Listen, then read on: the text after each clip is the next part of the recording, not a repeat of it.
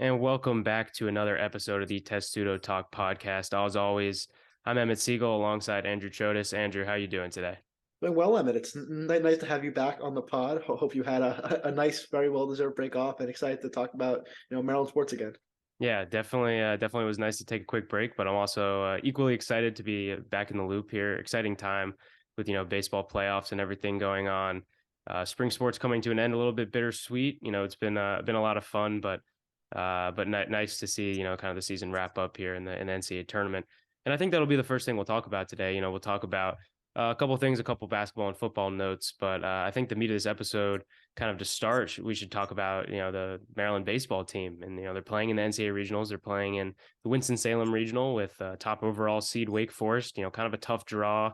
I know that when I saw that draw, I felt it was a little bit unwarranted considering how much success they had during the regular season and then winning the Big Ten tournament. Kind of unfortunate for Maryland to end up there playing the number one overall seed. I don't know if you concur, but that was definitely my first reaction. No, I completely agree with you there, Emmett. You kind of look at a team that won both the Big Ten regular season and tournament championship, and it's a team that had a 40 win season, and to see them, get the hypothetical number 32 overall seed, think about it that way. But again, be in the regional with a historically great team. And then even behind that, Northeastern, the 3 seed in the tournament, a really, really talented team who Maryland ended up defeating today 7-2, which we'll go into later. But a team that Maryland actually lost to in the regular season. And then George Mason behind them, a team that has a ton of momentum after winning their conference tournament. So it's a really difficult draw for the Terps. But, as we saw with today's win, if the pitching can kind of sustain, I think that they can do some special things.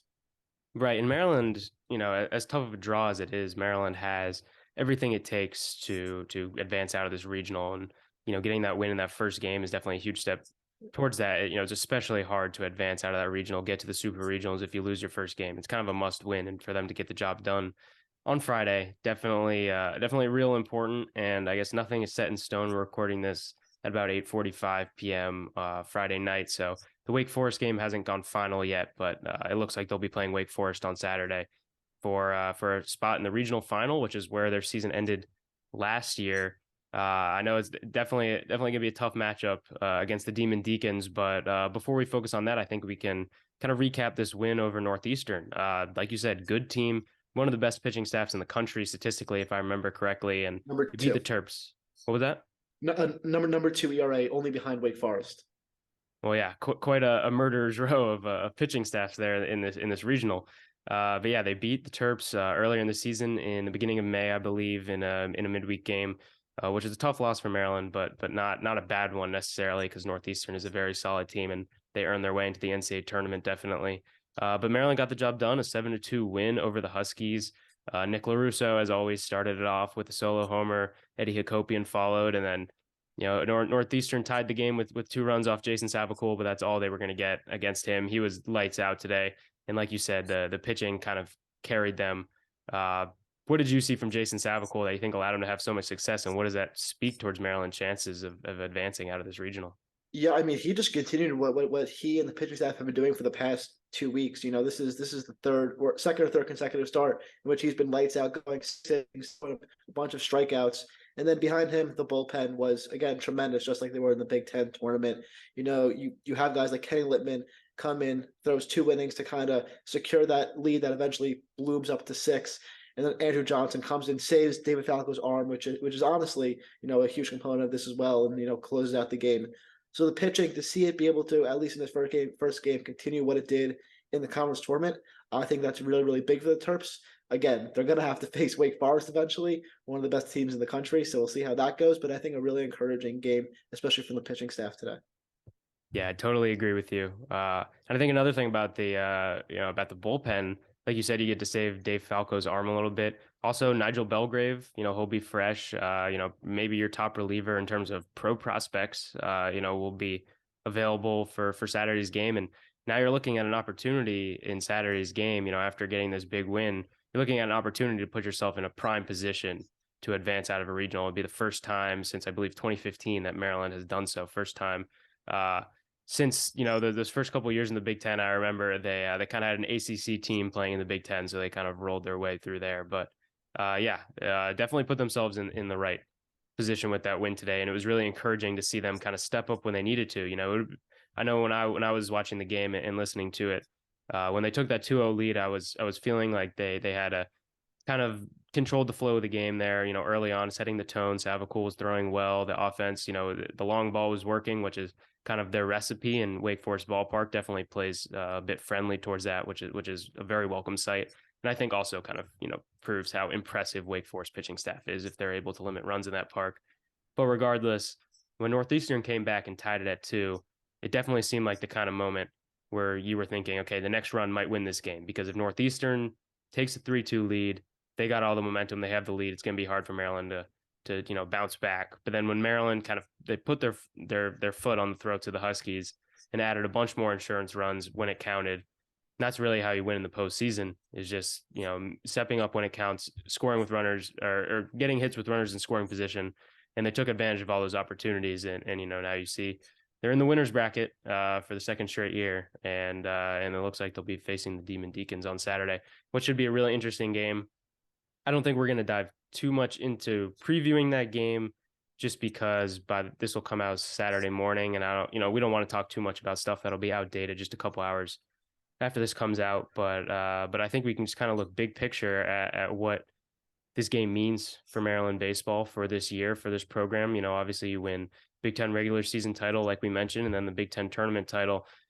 To compete in this regional it's a big deal for what Rob Vaughn is building. And I don't know if you have any extra thoughts on this, but I feel like making out of a regional is kind of icing on the cake. If you want to take that next step, it might be necessary, but in terms of proving what this team has done this year has not been a fluke, and what they've done the past 2 years not been a fluke. I think if you're giving the number one overall seed a run for their money, that's a pretty positive step. Yeah, and I think you kind of hit it on the head right there. I think what Rob Vaughn and his staff has kind of been able to do over the past few years, they've made Maryland baseball, one of Maryland's top athletic teams that they have. And just kind of looking at where they are in this regional, getting that first win is obviously huge in a double elimination bracket, so it gives them a little bit of breathing room, and they're going to need that against, again, the number one team in the country in Wake Forest, a historically great pitching staff. Even with Maryland's lineup, which is one of the top in the country, it's going to be really hard to hit against Wake Forest. Just looking at their game right now against George Mason, I mean, their ace, Seth Kenner, has 13 strikeouts through 6 innings, so it's not going to be easy, to get through. Most likely, Wake Forest pitching on Saturday. Yeah, and if it's not Wake Forest pitching on Saturday, then we might have to do an emergency podcast, because that would be pretty unbelievable if George Mason wins that. But yeah, who better, I guess, than the trio at the top of Maryland's lineup than Luke Schliger, Matt Shaw, Nick LaRusso to go against a strikeout heavy staff. Guys that you kind of trust to put the bat on the ball, trust to put together good at bats. I do want to just put this out there, just kind of like a take on Maryland's selection and Maryland's their seeding in this regional. And yes, I do agree that they were completely underseeded, and that they definitely should have been not playing at the number one overall seed. I don't think they should have hosted a regional, but I do agree that it was a bit ridiculous where they ended up. But on the flip side, I do think that it got a little bit out of hand, I think, with people kind of complaining about it. I think that if you're Maryland baseball and you're trying to take this next step, and you're trying to advance to a super regional, and then maybe Omaha is a couple steps away, but that's if that's the next step, presumably you're going to have to run into a team like Wake Forest, and you can't just complain about we played the best team or whatever. If you're Maryland baseball, you got to go toe to toe with these teams. So yes, obviously it's a tough draw, but I think this Maryland team is talented enough that you have to give them enough credit to believe that they can beat any team in the country, and that their best chance of getting out of a super regional is not, or getting into a super regional, I should say, is not just getting a lucky draw. It's that, they can go toe to toe with a team like Wake Forest. And, if Nick Dean, who I presume is going to start tomorrow, if Nick Dean is starting on Saturday and he goes out and he shoves, and Maryland puts up as many runs as it's used to doing. I mean, you had a stretch there during the season where they kind of hitting their groove and they're scoring like 10 runs a game. If that happens, there's no team in the country that I would say would beat them on any day. Now, I'm not saying they'll beat Wake Forest if that happens, or Florida, or any of these other teams that you're seeing near the top, but I definitely don't want to discount that. I know we complained a little bit about the seeding for Maryland, but I definitely don't want to discount the fact that this is not like a David versus Goliath situation. Like Maryland baseball has been really, really good over the past 2 years, and they definitely have the firepower to beat Wake Forest. Yeah, and I think you kind of said it right there, right? It's if you want to be the best, you have to beat the best at one point or another, right? And that time just happens to come in the regional for Maryland. But again, like it's not a David versus Goliath situation. It's a really good team going against an absolutely phenomenal team. But again, it's baseball. Anything can happen on any given day, right? I mean, you really can't predict what can happen with whether a pitcher has an off day, some bats are clicking. Wake Forest Stadium, it's pretty small, and with Maryland's batters, they can kind of I mean, Wake one through Forest. nine in Maryland's order could Yeah, they leave could the all. yard on any pitch. So Yeah, so who again, knows? it's so unpredictable. Obviously, Wake Forest is the undisputed favorite coming out of this, but we'll have to wait and see. And it will be an exciting few games, most likely between the Terps and the Demon Deacons. I would like to ask you, I mentioned it, I think, a couple minutes ago, but I would like to ask you what you kind of think now you have one game in the books here with a Maryland win, what you think would constitute a successful NCAA tournament season for Maryland, now that they're in the winners bracket and, Yeah. they're looking at probably facing the number one overall team on Saturday. It's so when you have a team that's made the postseason a few times in the past couple of years, you win the Big Ten regular season title last year.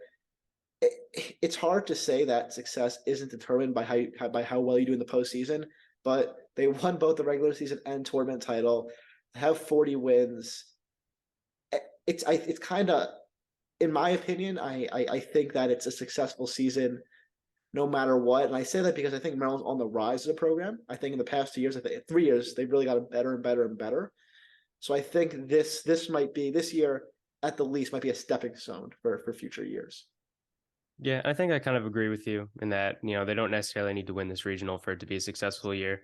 I think, you kind of saw that last year, hosting a regional was a step. Of Now, course. you're kind of in the now you win the Big Ten tournament for the first time. And, now you're kind of seeing this program take the next step every year. And you just wonder maybe when the breakthrough is. And this year definitely seems like it has all the pieces. I think Saturday will be very telling. I think the winner of, I'll just say, in my opinion, I think the winner of Saturday's game is going to win the regional. So I think that and I think if Maryland doesn't win on Saturday, I would feel very, very concerned considering Yeah. their pitching situation. Kyle McCoy is not available. You're probably going to have to bullpen a game, and then you're going to be looking at probably Savacool on short rest against Wake Forest when you have to beat them twice. Dicey situation if Maryland can't win on Saturday. Yeah, and then can I just add a quick thing about the program because I kind of want to go back to last year when they hosted the regional, right? I was able to cover a few of those games back then, and just the buzz around the program. I was a student in my freshman and sophomore years. Like I didn't really hear that much about Maryland baseball, and then all of a sudden, once last April and May kicked in, it was tremendous. Like right, the fan support they had at the Bob and the buzz and the national coverage this team got. So I think that's going in the right direction. And then what they've been able to accomplish this season and taking the tournament title and competing a regional against Wake Forest, I think that they're only going to better places. Yeah, and we'll talk a little bit about what the team might look like next year. Maybe when this season does come to a close, it might be a little bit premature, but I totally agree with you. I mean, having gone to a couple of those regional games, it was pretty surreal to see, the Bob totally packed.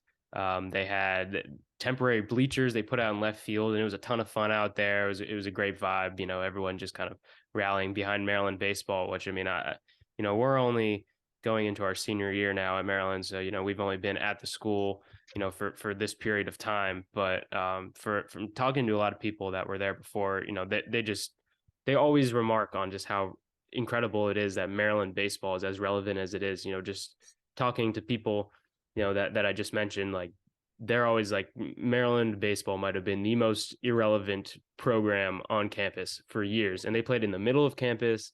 And it's baseball, so it's like a fun sport just to go to. You don't have to take it that seriously, and no one went to the games. Now they're setting attendance records left and right, and I think it's pretty impressive. And it's been a lot of fun to watch the growth of the program.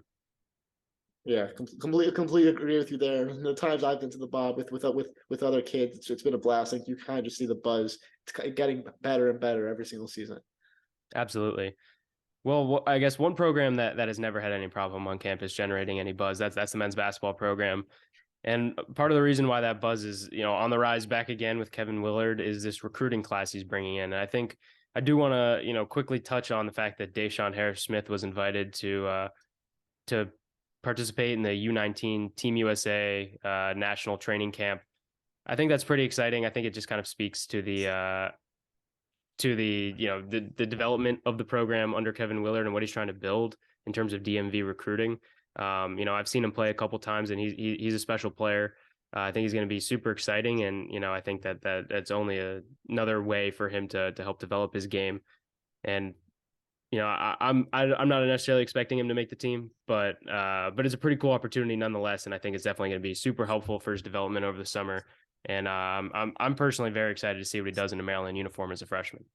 Yeah, and obviously a kid that there's a very good chance he's slapped into the starting lineup this upcoming season. So any experience he can gain, even if it's just at that 35-man training camp, and if he is fortunate to make the team, and any international experiences, would obviously be huge. Coming into his first year in a Big Ten program. So congratulations to him, and it should be an incredible opportunity, and really excited to see him and what he does for the program.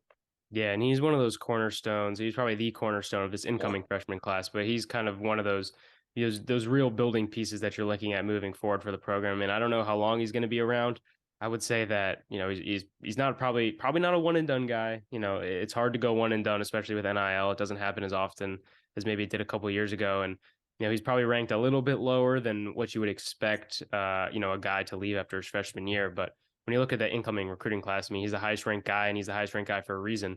And like moments like this, being invited to Team USA training camp or whatever, they might seem like kind of like a little footnote and kind of just like a press release, just to, throw some hype together for the upcoming season. But it is a big deal, when it comes to recruiting, to be able to say, we're putting guys here, guys that come to Maryland can do these things.